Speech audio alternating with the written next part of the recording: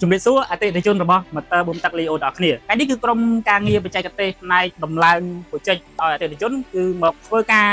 ដាក់ទៅយោក្នុងការបូមទឹករំដោះទឹកភ្លៀងពីក្រុងតាខ្មៅហើយចំពោះក្នុងការដាក់ motor គឺយើងដាក់ motor ចំនួន2គ្រាប់ជាប្រភេទ motor ទម្លាក់ក្នុងទឹកអញ្ចឹងបងប្អូនចង់ដឹងថា project នេះគឺមានដំណាក់កាលយ៉ាងណាខ្លះហើយនឹងជួបជាមួយអ្នកបច្ចេកទេសដែលគាត់ឆ្លងកាត់ក្នុងការដាក់ motor ឲ្យគម្រោងនេះផងដែរមិនសួរលោកគ្រូបាទចង់សួរថាគម្រោងនេះគឺជាគម្រោងអ្វីដែរហើយបច្ចុប្បន្នយើងកំពុងតែធ្វើគេដែរគម្រោងនេះគឺយើងតម្លើង motor submersible ហើយ motor នេះគឺយើងតម្លើងដើម្បីរំដោះទឹក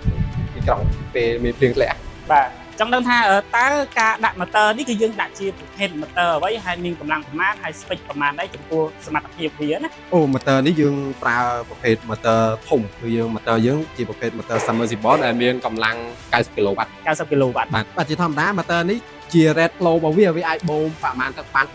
3750 m3 ក្នុង1ម៉ោងអូខេតែខាងក្រោយនោះឃើញនឹងមានទូបញ្ជា3អាហ្នឹងមុខងារយ៉ាងម៉េចដែរទូនីមួយៗហ្នឹងអញ្ចឹងនេះជាទូបញ្ជារបស់ motor ហ្នឹងតែទូបញ្ជានេះយើងប្រើជាមួយនឹងប្រភេទ VSD បាទវាជួយសន្សំចៃខ្ពស់ដល់ធម្មពលរបស់យើងហើយវាអាចបញ្ជា motor បានយ៉ាង smooth សុំសួរទៀតឃើញ motor មានតែ2គ្រាប់នៅខាងក្នុងណាក៏ប៉ុន្តែយើងឃើញមានទូរហូតដល់3ទូនីមួយៗហ្នឹងមុខងារវាយ៉ាងម៉េចដែរគឺតែទូតែមួយទេគាត់តែមាន3 port នេះគឺយើងសម្រាប់ port power diffuser ហើយ port នេះគឺសម្រាប់ port VSD អញ្ចឹងយើងមាន VSD ចំនួន2សម្រាប់ប្រព័ន្ធបញ្ជាទៅលើ motor ហ្នឹងគឺ motor ហ្នឹងយើងអត់បាច់ទៅចាំមើលវាឬក៏ទៅបើកវា manual ទេទូនេះអូតូមិនបាច់បារម្ភទេពេញវាបូមខ្លួននេះទឹកអស់វាឈប់បូមអូអញ្ចឹងបានន័យថាយើង set ឲ្យវាដំណើរការដោយឯងហ្នឹងបាទវាកំណត់ level ទឹកនៅពេលដែលដល់កម្រិតដែលយើង set up ឲ្យវាដំណើរការគឺវាដំណើរការខ្លួនឯងអូតូយើងអត់ចាំបាច់មក operation វាពេលទឹកពេញត្រូវការមនុស្សមកបើកពេលអស់យើងត្រូវការមនុស្សបាត់អត់បញ្ហាទេគឺយើងប្រើវាដំណើរការដោយអូតូអូខេខ្ញុំសូមបន្ថែមទៀតពាក់ព័ន្ធទៅនឹងគម្រោងមួយនេះយើងឆ្លងកាត់ប្រមាណដំណាក់កាលហើយដំណាក់កាលចុងក្រោយគឺជាដំណាក់កាលអីគេដែលយើងបញ្ចប់ឲ្យអតិថិជនយើងណាអូខេ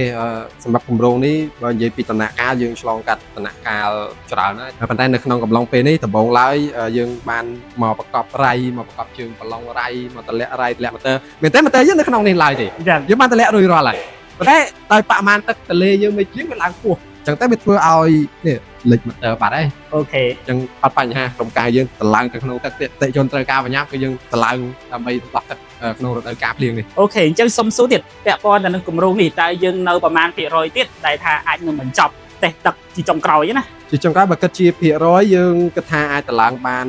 50% ហើយយើងតម្លាក់រៃយើងតម្លាក់ motor យើងរៀបទូហើយនៅតែយើងភ្ជាប់ប្រព័ន្ធទឹកចេញជាមួយនឹងខ្សែ power ចូលគឺយើងអាចដំណើរការបានហើយអូខេអរគុណច្រើនលោកគ្រូ